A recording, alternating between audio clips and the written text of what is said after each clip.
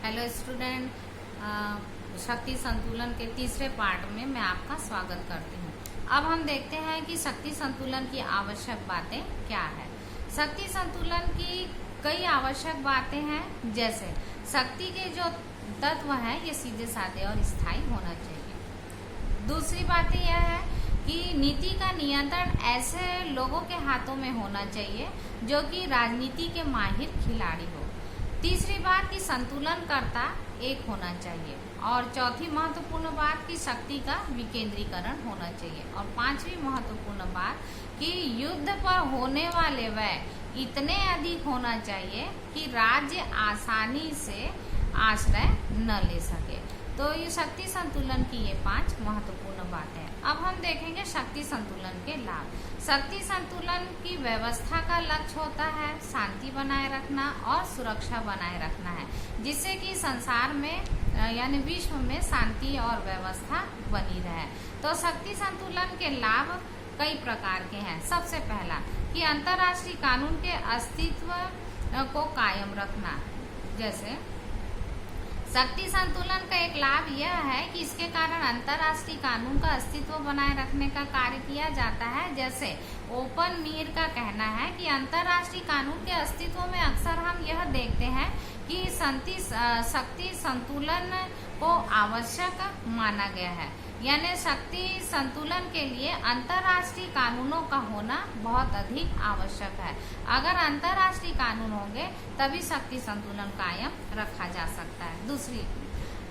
दूसरा लाभ यह है कि छोटे राज्यों की स्वतंत्रता की सुरक्षा होती है।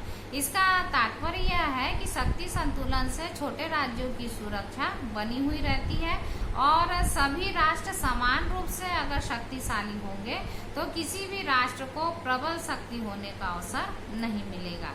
पहली बात यह है कि जो प्रथम शक्ति वाला राष्ट्र होता है वह हमेशा महत्वाकांक्षी होता है और वह आक्रमणकारी बन सकता है। तो इस प्रकार से हम देखते हैं कि शक्ति के साधन शक्ति के जो समान वितरण होता है, इसमें समान वितरण के कारण जो छोटे राज्य होते हैं उनकी स्वाधीनता को कोई भी खतरा नहीं रहेगा। तीसरा, शक्ति संतुलन का लाभ यह है कि अंतर्राष्ट्रीय शांति का यह पोषण करता है। खासकर इसके बारे में ऐसी मान्यता है कि शक्ति संतुलन में अंतर्राष्ट्रीय शांति हमेशा बनी रहती है और यदि विभिन्न राष्ट्रों या राष्ट्र समूह में शक्ति का समान वितरण हो तो कोई भी एक राष्ट्र या तो फिर राष्ट्र समूह आक्रमणकारी बनने की हिम्मत नहीं करेगा। तो संतुलन को बनाए रखने के लिए आक्रमण को रोकना, निसंदेह शांति को कायम रखने का प्रयास किया गया है। तो इस तरह से हम देखते हैं कि शक्ति संतुलन को बनाए रखने के कई लाभ भी होते हैं। उसी तरह से अब हम देखते हैं कि शक्ति संतुलन का मूल्य। इतने सारे तथ्यों का अध्ययन करने के पश्चात हम यह देखते हैं कि अंतर्राष्ट्रीय राजनीति में शक्ति संतुलन की जो अवधारणा है इसकी कहीं पर प्रशंसा की गई है तो कहीं पर आलोचना की गई है। और कई बार यह देखा गया है कि कुछ ऐसे विद्वान हैं जिसमें कि मार्टिन राइट का नाम लिया जाता है। इन्होंने इसके बारे में यह कहा है कि राजनीति का ज़्यादा से ज़्यादा जो संभव है इसमें मौलिक कानून मानते हैं। ठीक उसी प्रकार से पामर एवं पर्किंस का कहना है कि शक्ति संतुलन अंतर्राष्ट्रीय संबंधों का आधारभूत सिद्धांत है, मतलब इन्होंने इसका समर्थन किया है। परंतु कुछ ऐसे भी विचारक हैं जिन्होंने इसकी आलोचना की है। रिचर्ड कॉब्डेन का कहना है कि शक्ति संतुलन केवल एक असंगत कल्पना है, केवल मात्र भ्रांति है, गलती है।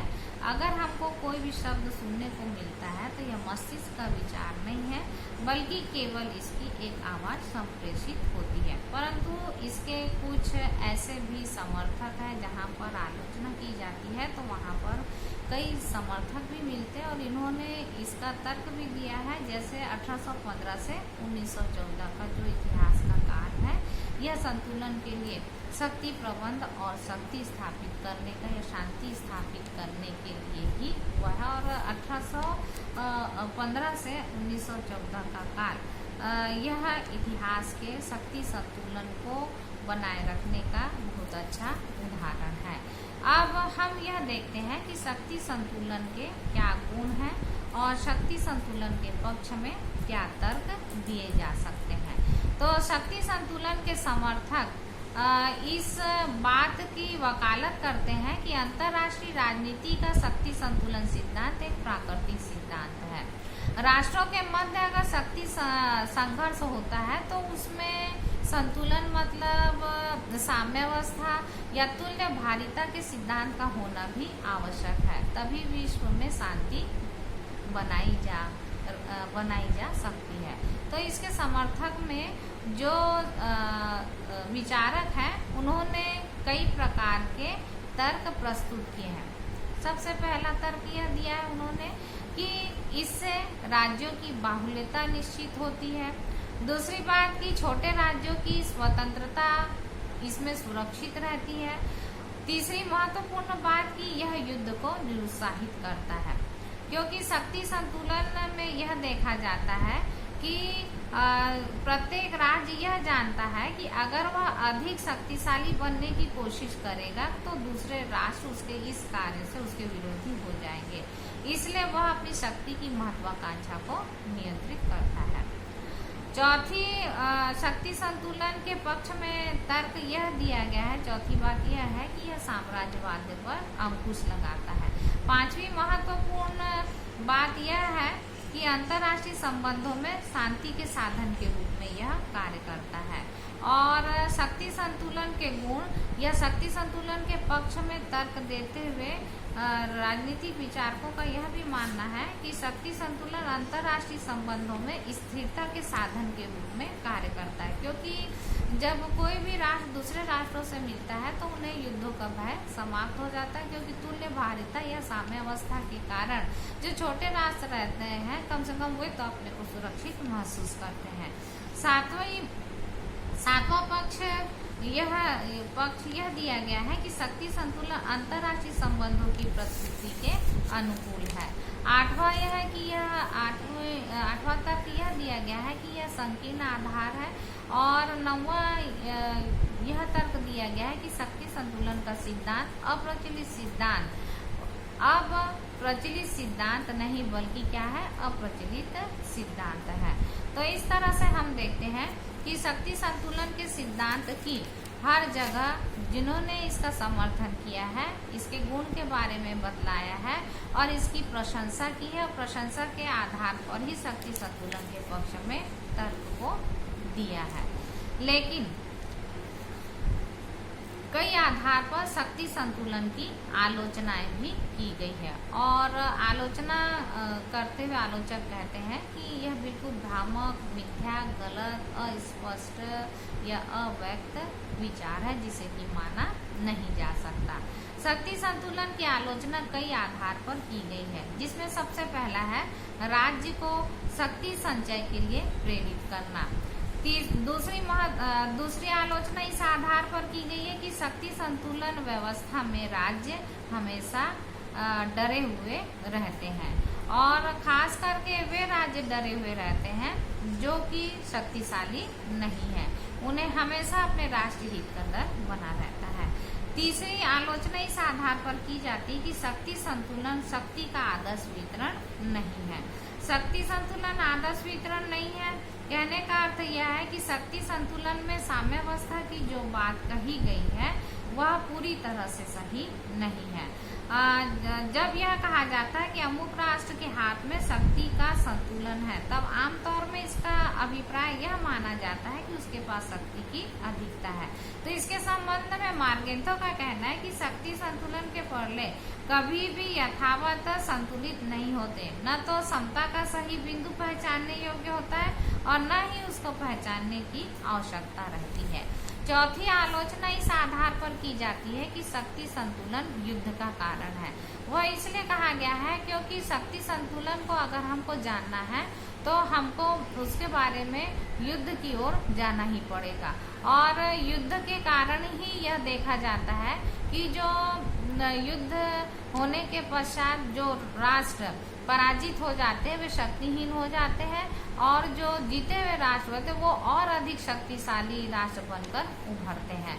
पांचवी आलोचना इस आधार पर की गई है कि जो शांति का संरक्षण है शक्ति के असंतुलन से होता है, और सातवीं आलोचना इस आधार पर की गई है कि शांति की केवल यांत्रिक धारणा की गई। शक्ति संतुलन संबंधों में जो तुल्यभारिता के सिद्धांत की स्थिति के रूप में विश्व शांति को यांत्रिक धारणा पेश किया है, जैसे कि शांति शक्ति संबंधों की तुलना पर आधारित नहीं होती है, ये अंतर्राष्ट्रीय जागरूकता नैतिकता पर आधारित होती है, इसलिए ये केवल एक यांत्रिक ढांचा नहीं है बल्कि ये एक मानवीय आदर्श है।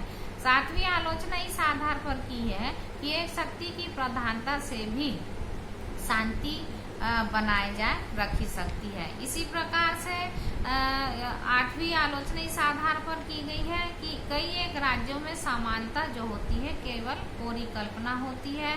नौवीं आलोचना इस आधार पर की गई है कि शक्ति संतुलन शांति निश्चित कभी भी नहीं कर सकता। 10वीं आलोचना कि राष्ट्र स्थिर इकाइयां कभी भी नहीं होती है, और 11वीं आलोचना इस आधार पर की गई है कि राष्ट्र अपनी इच्छा से संधियां तोड़ने को स्वतंत्र नहीं होते, तो इससे उनको कई भारी कीमत चुकानी भी पड़ती है।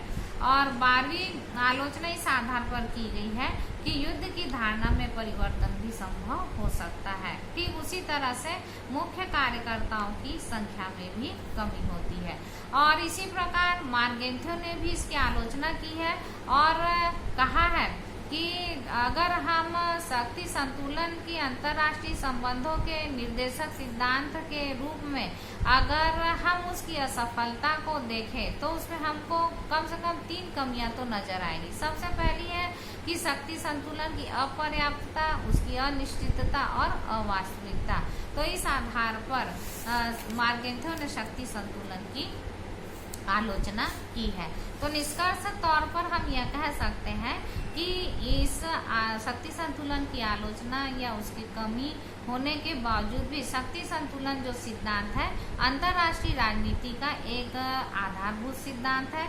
यह सत्य है कि अमेरिका और सोवियत संघ के बीच शक्ति के लिए एक द्विध्रुवीकरण के जन्म से साथ ही किसी भी संतुलनकर्ता के अभाव के कारण अभी हम देखते हैं कि यह सिद्धांत को ठीक तरह से नहीं माना जाता। फिर भी फ्रांस और चीन में द्विध्रुवी व्यवस्था को जो चुनौती दिया गया है और चुनौती देने के कारण ही शक्ति संतुलन अब देखा गया है। इसी प्रकार जर्मन और जापान विश्व राजनीति में अगर महत्वपूर्ण भूमिका अदा करने की आकांक्षा रखते हैं तो हम यह कह सकते हैं कि आने वाले भविष्य में शक्ति संतुलन सिद्धांत का महत्व और भी अधिक बढ़ जाएगा। तो इस तरह से हम देखते हैं कि अंतर्राष्ट्रीय राजनीति राष्ट्रीय राज्य प्रणाली पर आधारित होगी और उस समय शक्ति संतुलन उसका अनिवार्य तत्व होगा, भले ही सैद्धांतिक रूप में उसमें कितनी भी कमियां न रह जाए। धन्यवाद।